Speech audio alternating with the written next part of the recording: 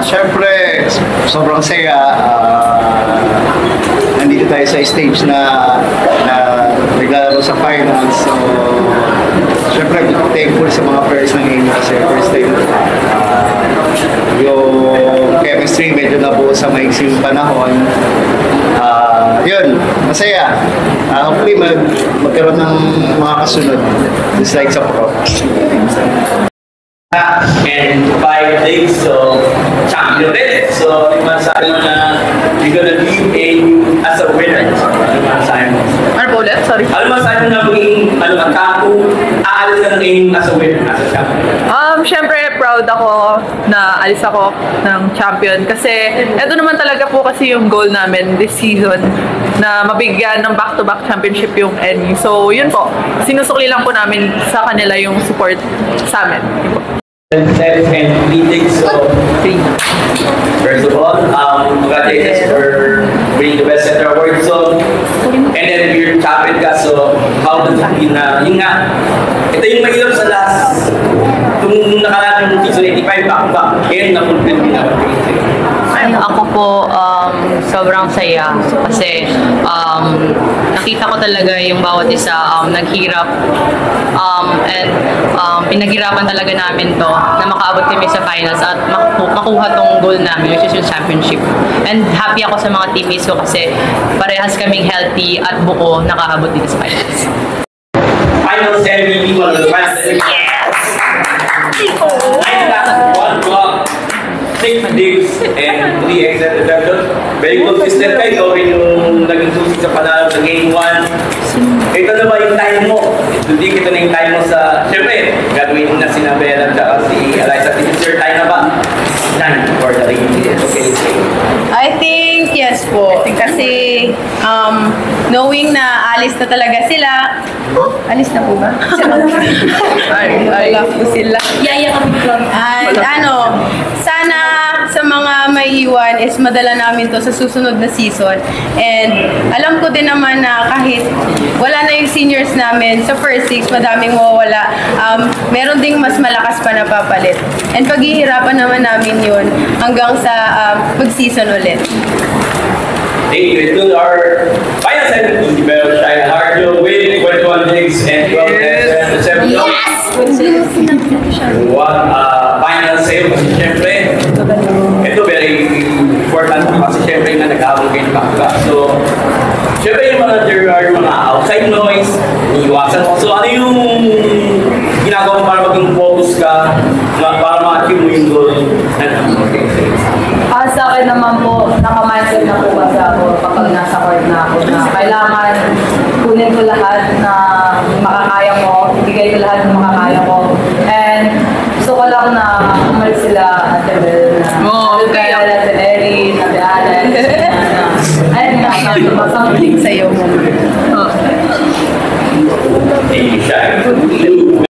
One block, 11 digs, and 8 extra. So ano man sabi mo na alis kayo na champion 6 to kasi actually dami na nagawang history mula na break yung 65-year title ko. Tapos ngayon ito back-to-back first time ever sa schools to the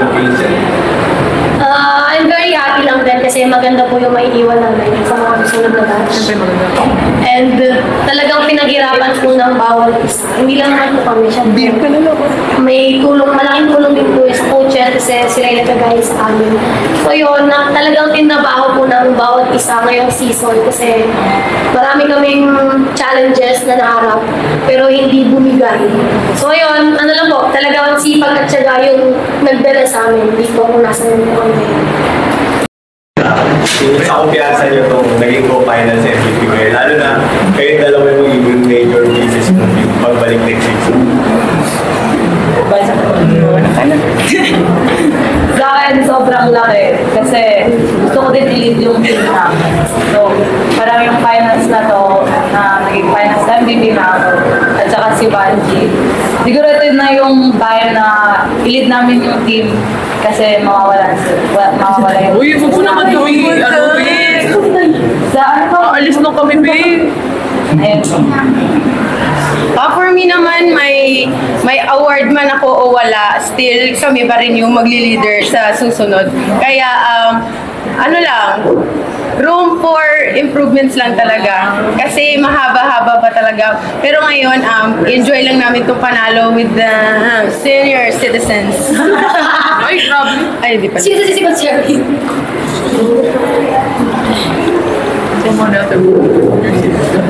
Yung mga ibang organization to give finance MVP to the players. So, kamusta po ba yung pag-iisip nung like, what went weird and pinili mo na go finance MVP?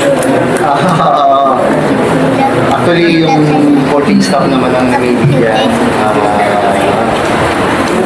Pinag-isapang mabuti. Yun.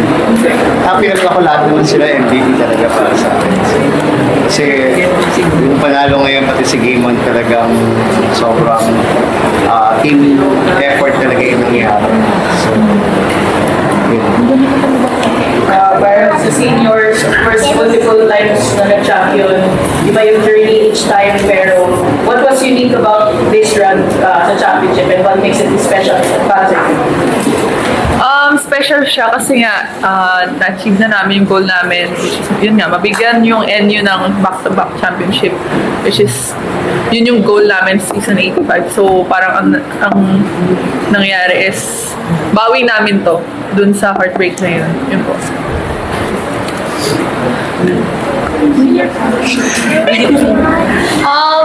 For me, ano siya, extra special kasi isa na rin siguro sa factor na yun yung last play ni So parang kung gaano kami kaganda pumasok yung 84, dapat mas maganda yung pag-alis na. So yun din, may inaano rin kasi kami goal yung back to back. Gusto namin maiwan siya sa NU kasi yun, hindi namin nagawa ng 85 and history siya for NU. And para din makita ng mga susunod na batch na walang imposible and kaya naman talaga as long na nagtatrabaho and as one. Pinaka yung makakalimutan dito sa NU as you go the next phase of your Ako siguro yung mga teammates ko talaga and yung community. Kasi yung teammates ko matagal ko nang nakasama yun. Parang halos 11 years ko na sila nakasama. So, pag siguro nilook back ko yung panahon ko sa NU, sila agad yung una kong maalala. Hindi yung championship, hindi yung mga medyo kumbaga yung pagsasama sa mga dami. Kasi yun yung hindi mapapalitan na kahit sino. Kung ano yung nabuo namin sa mahal.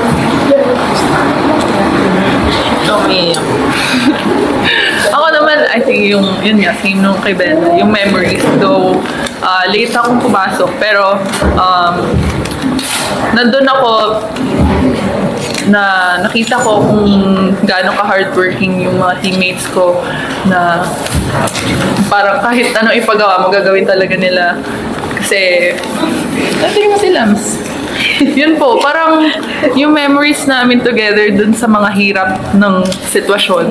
Kasi magkakasama pa rin kami, hinaharap yun, and kami gumagawa rin ng solusyon po kung paano mababago yung sitwasyon po. Yun po. Malaki po ang tiwala namin. Lalo na sa mga may iwan.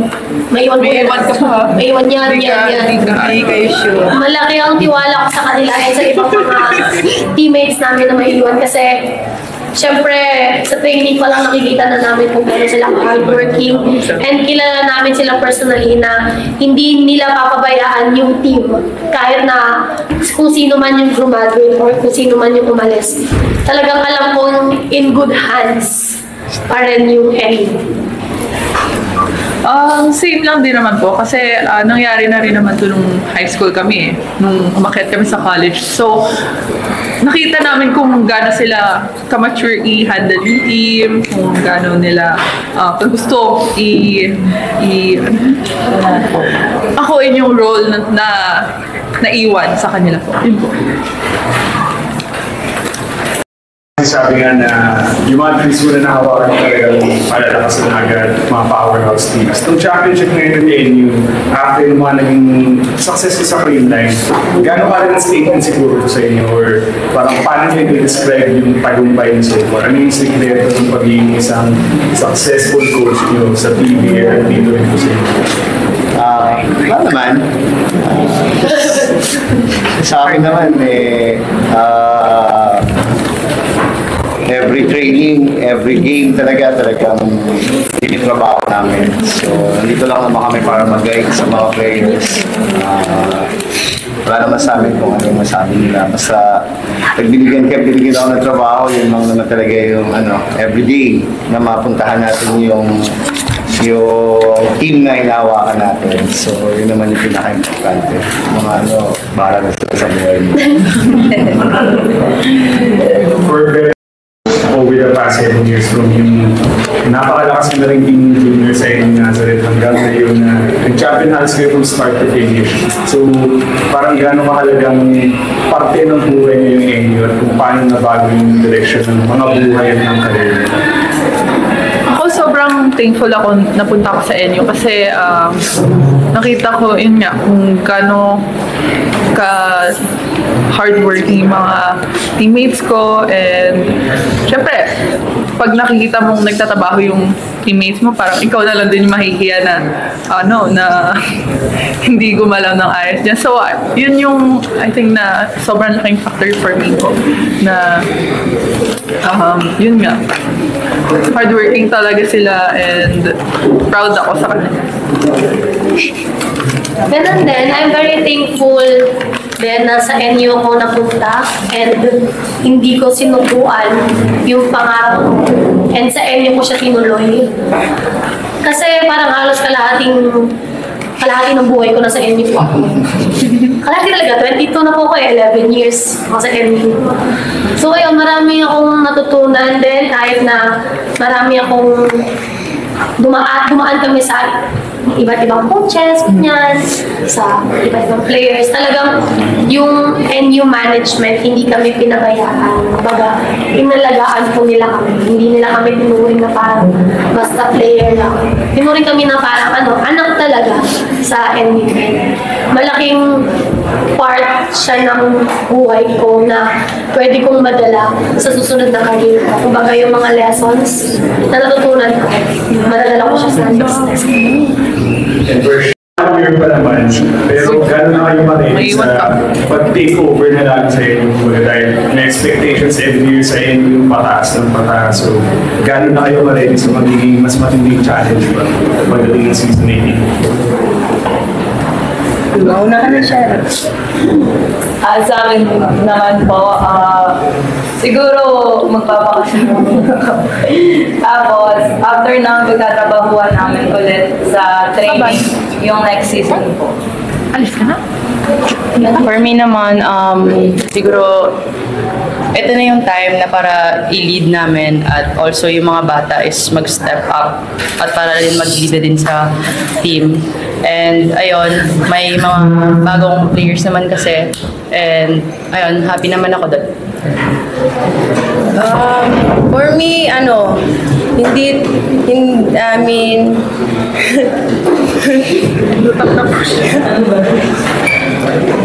mahirap din yung responsibility namin ngayon. Responsibility since mawawalan kami ng pinaka-strong.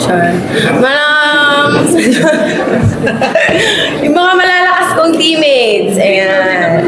So, siguro, kahit sobrang hirap nilang palitan, madami pang buwan para pagtrabahuan namin yun na kami-kami na lang and gawin namin silang inspirasyon kasi kahit wala na sila, hindi lilip magpo-pro lang. Sure ka? Hindi pala coach? Charot. And yun, trabaho lang po talaga ng trabaho kasi wala namang goals na hindi mo pinagtatrabahuan na makukuha mo lang ng madalian lang. So ayun, i-mindset lang namin lahat ng mga teammates ko na may iwan is lalaban pa din kami kahit madaming nawala sa amin.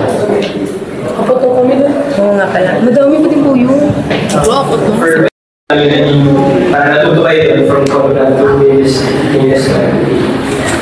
Siguro every season, mas nagiging pulido yung galaw namin as a team. Kasi yung sistema naman ng mga napagdaanan po namin coach, hindi naman po siya ganun kalayo, magkakalayo parang ganun. So parang each coach, parang napulido kami and mas napaganda pa yung galaw namin, lalo na ngayon kay Coach Sherry. Nakita ko talaga kung paano kami natulungan itong sistema. Kasi yung sistema, ano po talaga importante siya sa volleyball.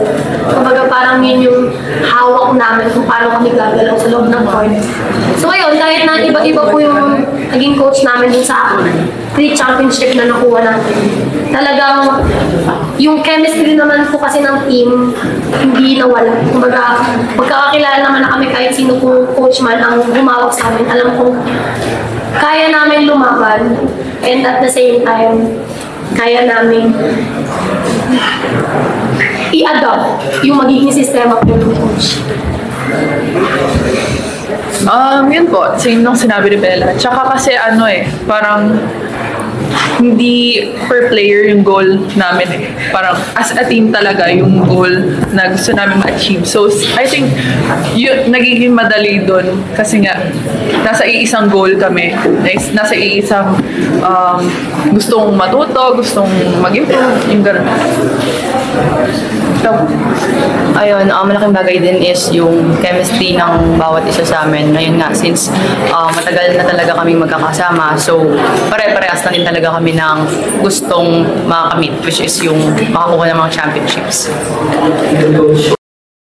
Pero from the time na siguro umalis ka sa atin, so then yung ikaw sa siguro na din yung mga natutunan mo in handling siguro yung mga teams na napagsasabi na mga that time kasi medyo matagal na yun eh. So, ibang-iba yung mga pairs ngayon, talagang recruitment pa lang, talagang kailangan ka na mag-focus. So, yun yung labanan ngayon eh. So, hopefully, ngayong may player ang MU, success sa mga susunod na taon.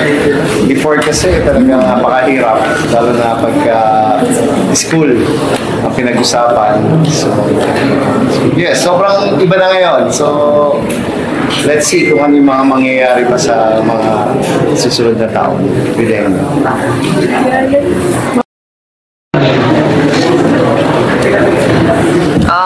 Para sa akin is yung pasensya.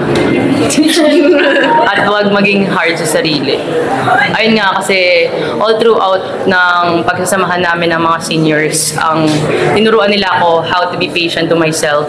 Wow, English! And ayun, huwag lang maging hard kasi nga mahirap na kapag iniisip mo kunwari yung mga problema or yung error, mas parang dadami pa lalo yun. Kaya ayun, I learned how to be patient and Sa akin naman, same din naman yung pasensya din. Kasi nga, sobrang lagi akong na nagkakamali ako. Lagi yan kapag sinasabi ni Coach na nagkakamali ako. Sabi niya, bawi ka lang. Kaya ako sobrang overthink. So ayun yung natutunan ko na parang kapag nagkakamali, let go na lang agad. Then, ayun, focus na sa next na gagawin. For me, yung fighting spirit nila and determination sa game. Kasi, example ko na lang si Ate Bel talaga. Kasi nakikita ko talaga sa kanya kahit makita namin na tambak kami, pero pag titingnan mo siya, parang magpa-fire ka din na, wow, fire. Hindi kasi parang, syempre, kung ano yung ginagawa ng kasama mo, dapat susundan mo din talaga eh. So, yun lang, fighting spirit talaga nilang apat. Kasi, sobrang galing nilang leader sa loob ng court.